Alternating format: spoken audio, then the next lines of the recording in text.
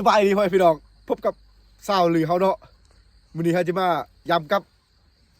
ตามวิถีชีวิตของเฮาหรือเฮาเป็นจะได้กะไปเบิ่งนำกันเลยเพราะว่าหมู่บ้านนี้เฮาไซแล้วเนาะเฮาไซแล้วเฮายังบ่ได้ถ่ายให้เบิ่งมื้อนี้เฮาสิมายำไป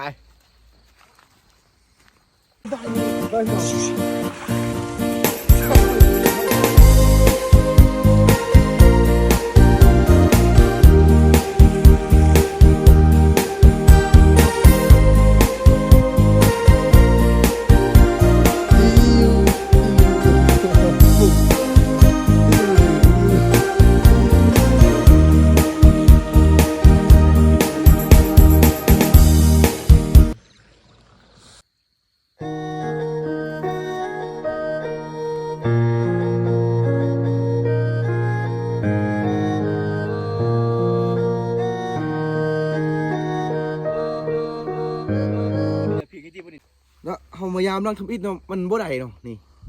บ่กินเลยนี่บ่กินจักหน่อยเลยแล้วก็นี่บ่รันอีกนี่ยากสุด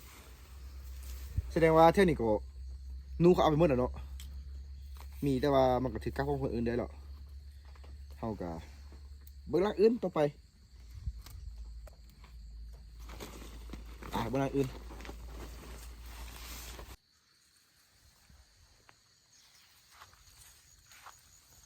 ตอนนี้เนาะเฮาอันกะยามมา4-5ลังแล้วแต่เฮาก็ยังบ่ได้นูเนาะได้แต่นู2ตัวซื้อได้นี่เป็นจังได๋ก็ยังอีกประมาณ 2-3 กับนี่เนาะเพราะว่าเฮาเอามาน้อยซื้อสุดนี้นะเป็นจังได๋ก็ขับเบิ่งนำกันเดี๋ยวเฮาสิไปยามอีกลังถึงกัน2ลังเนาะมาเลยเอามาเนาะตอนนี้เนาะเฮาบ่ใส่กับเฮาแล้วเฮาไปเบิ่งไปลุ้นนำกันเนาะมันจะได้บ่ได้เสียไปเบิ่งเลย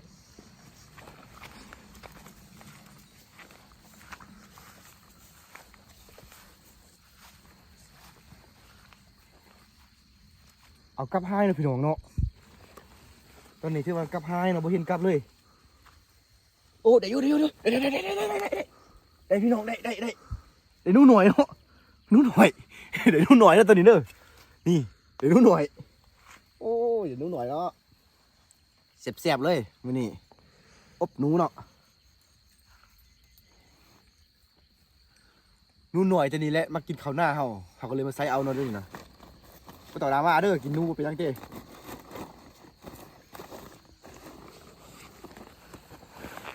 มาอีกร่างหนึ่งเนาะเรื่องที่ถ่ายมาเลยโอ้ร่างนี้บ่ได้เนาะร่างนี้เนาะร่างนี้แหวเลยร่างนี้นะร่างนี้แหวบ่ได้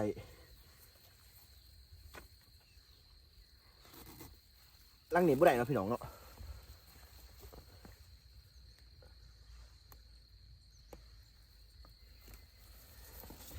วิธีการรันกักง่ายๆเนาะเวลาที่มันบ่รันเนาะเฮ็ดตัวนี้ก็ได้ไม่เนาะพี่น้องเนาะแบบนี้เลยอย่างอีกลังสุดท้ายของเฮาเนาะลังสุดท้ายอยู่บนทางสิไปเฮือนพุ่นเดี๋ยวเฮาสิไปยามลังสุดท้ายให้แล้วก็สิกลับเฮือนแล้วตอนนี้เตรียมตัวออกเดินทางได้ฉันพร้อมจะไปแล้วนะ3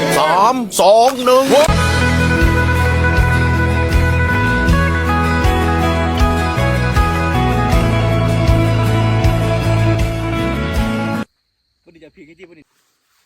ตอนนี้เนาะหดลังกลับลังสุดท้ายเขาแล้วเขาจะไปยามมึงมันเป็นอะไรกัน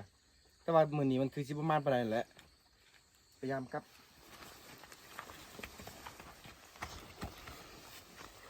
ตอนนี้ก็เกือบเฮาก็ได้ขาดไปที่พอยแล้วเนาะเดินทางลำบากชุดตัวนี้นะนี่เกือบบ่ถึกซ้ายกันอีก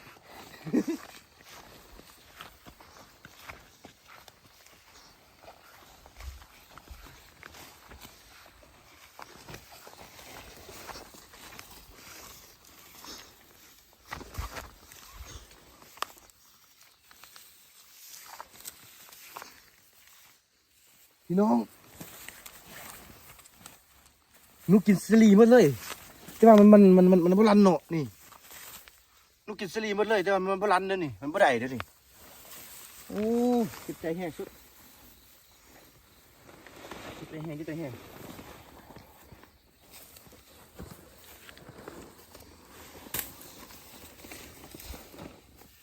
ใจเฮงนะพี่น้อง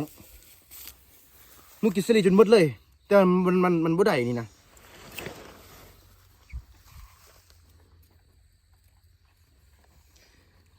การหากินวิธีชีวิตของชนเผ่าลือเขาก็จะประมาณซ้ำนี้แหละเนาะอยู่ไฮอยู่ปลาแล้วก็ใส่กับฮานูมากินแต่ก็บ่ต้องดราม่าเนาะเกี่ยวกับการที่เฮามาหานูหลานูกินจะหนีเนาะมันก็เป็นวิธีชีวิตของเฮาคนอยู่บ้านนอกคืออยู่แล้วเนาะนี่เนาะแต่ก็บ่มีหยังหลายเนาะมื้อนี้เนาะการมารับใส่กับเฮามื้อนี้ก็ถือว่าสิจบซ้ำนี้เนาะคลิปนี้เนาะเป็นจังไดก็ให้ติดตามเบิ่งคลิปต่อไปเนาะแล้วก็กดปุ่มติดตามแล้วก็กดไลค์กดแชร์ให้เฮาเพื่อเป็นกำลังใจให้พวกเฮาในคลิปต่อไปเนาะโอเค